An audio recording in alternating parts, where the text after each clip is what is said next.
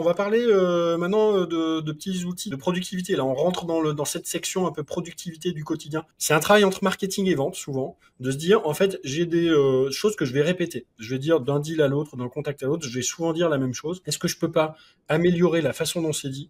Est-ce que je peux pas mettre à disposition des commerciaux des bouts de trucs à raconter que dès qu'ils vont être dans leur messagerie ou dans une discussion par mail, ils vont pouvoir réutiliser.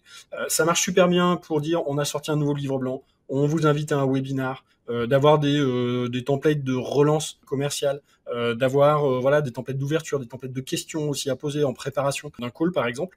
Donc là l'idée c'est vraiment d'aller utiliser une bibliothèque prête à l'emploi et de simplifier, faire gagner. Voilà, si la personne l'utilise 5 fois ou 10 fois dans la journée, elle va peut-être gagner 15-20 minutes à part rédiger quelque chose et souvent pas très bien rédiger ça. Tout à fait, donc ça ressemble à ceci. Là, on est sur un sens de démo, donc c'est pas très bien rangé, mais je vous conseille d'utiliser des dossiers ici par type de modèle et de bien gérer aussi la nomenclature. Donc, tu as parlé d'une relance, Guillaume. Là, on a l'exemple d'une relance qu'on avait faite pour un petit déjeuner qu'on organisait à l'agence. Et en fait, ça ressemble à ceci, un modèle. Vous avez vos jetons de personnalisation qui permettent de compléter les informations.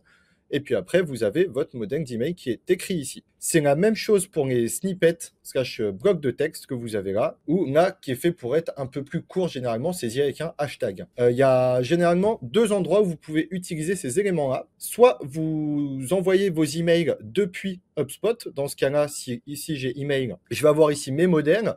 Et donc là, je peux directement cliquer pour inclure mon modèle et il m'aura inclus mes jetons de personnalisation. Pour les blocs de texte, c'est la même chose, si ce n'est que ça marche avec un hashtag. Donc là, par exemple, j'insère 15 minutes Guillaume.